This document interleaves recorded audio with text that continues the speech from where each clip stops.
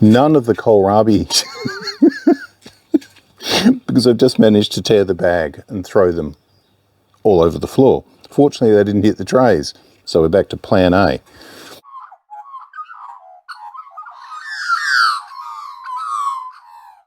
G'day, how you going? Been trying to get ready and prepare for the transition into late summer, autumn and into the winter plantings. So one of the things I've realised, I've got to get a lot of seed in, and I'm going to get to that a bit later, but today I need to get myself some more space, some more sheltered areas that I can actually put a lot more seed together, more room for the trays. One of the things about the scrap pallets is brilliant, but it gets a little bit too hot, particularly for seed germination. I've had a few lettuce seeds in there in some punnets. They've dried out really quickly. Just take my eye off the ball just for that little bit and it just goes to garbage. So the reality is I need another space. So I'm going to show you what I'm going to do. So basically the plan is this. I'm actually going to install some brackets about a third of the way up these posts here, and I'm going to run some beams across between these posts and have the bracket come out just a little bit so I can actually get a standard tray that you would normally put seedlings in. I'll show you one of those in a minute. So basically I'm thinking about that depth. Now the walkway through here is going to be a little bit more restricted, so that's going to be part of it. So I'm going to have to give some thought to how far I come out just to make sure I can get a wheelbarrow through, because that's really going to be the big problem.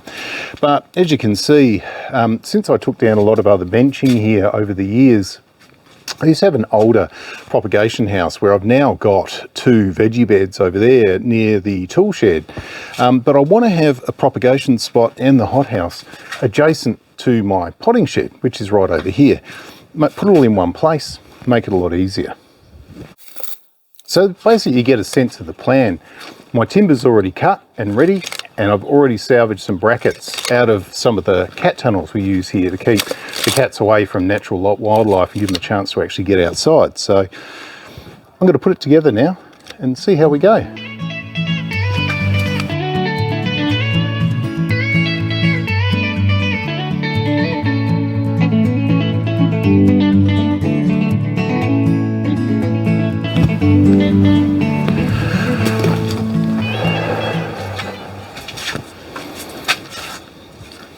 Perfect. I'm using recycled material for everything in this job. So basically these are salvaged screws, old steel, old bits of timber that's come out of different stuff. So I like the idea of that, always reusing what I can. It's going well so far. Okay, brackets are in. Now for the rest of the timber. Okay. So after years of service, my trusty angle grinder has decided to die right now. So I'm going to have to get another one.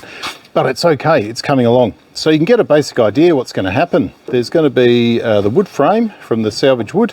It's just going to sit at the front here, be trimmed off, and I'm going to be using mesh on the top, a rigid mesh.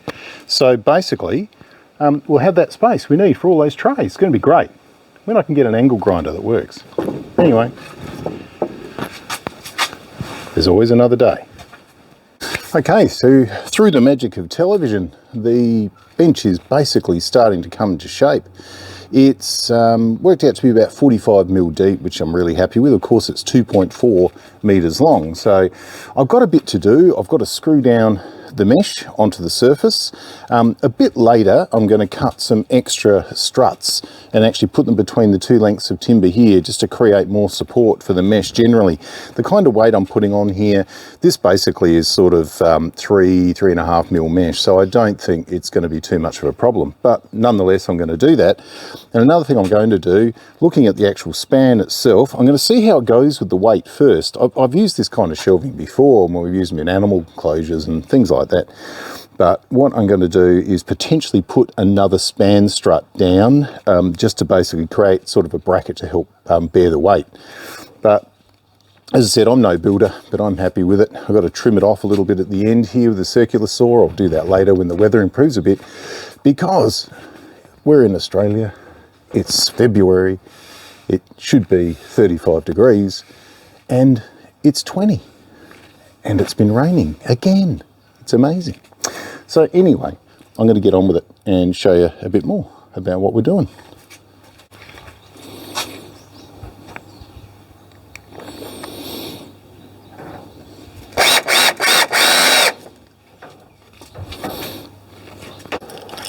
As always, everything here, all second hand, all items that we pulled out of other projects. Every bit of it, second hand.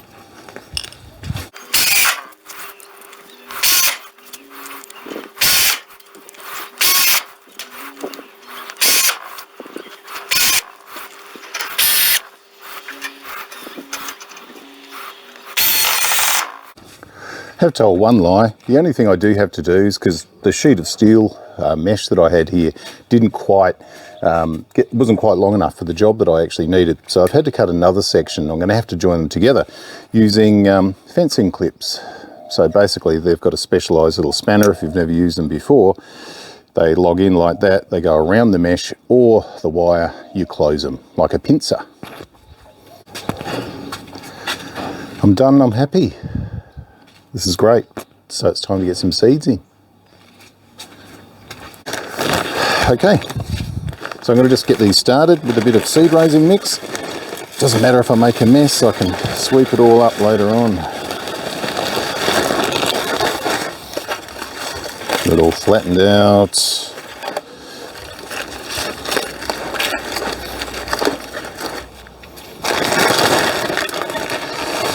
Basically what I'm doing at the moment is just getting ready for autumn. The weather here has been so unreliable in the back part of summer. We've had, you know, now this series of really cold nights and wet. A lot of fungal problems this year, particularly in tomatoes, cucumbers, you know, anything in those kind of families. Eggplant and capsicum have loved it, but not much else. New bench is looking pretty good so far, so I'm happy with that. Working well, allowing everything to drain through, exactly what I wanted. Okay, time to pick our seeds. So from my actual seeds that I've got, I'm going to put in some Savoy and some kohlrabi, some pak choi, some Cimarron lettuce. It's sort of a liver brown coloured lettuce, and Waltham broccoli. Can't go with enough broccoli, can you? So there we go.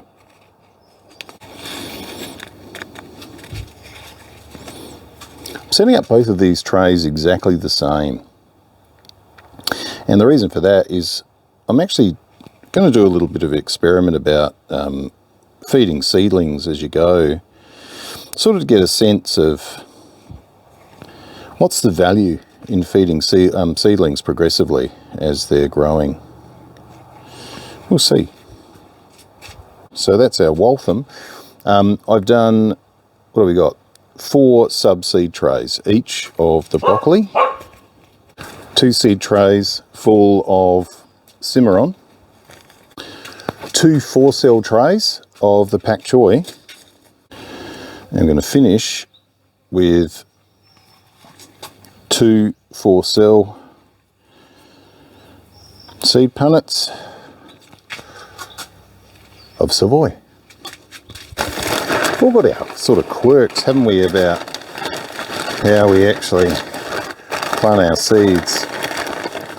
You know, do we do it on a king tide?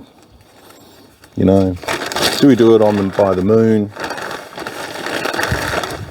Do we do it by, you know, vibe, maybe? What I'm going to do is I'm going to put together a pretty good mix of Epsom salts into a sprayer so I can spray these trays. I've got into the habit now of using magnesium sulfate or Epsom salts when I do plant seeds. I've done a video about it somewhere over here. There'll be a card will pop up. You can go and have a look at that if you like. And I'm pretty sold on the idea that if you apply magnesium sulfate during the germination phase of your seed, you're going to get a better result. So I'm going to go and get this ready. All right, going to give this a good shake.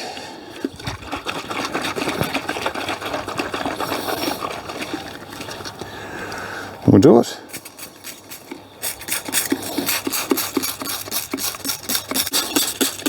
Just to help get the seeds away.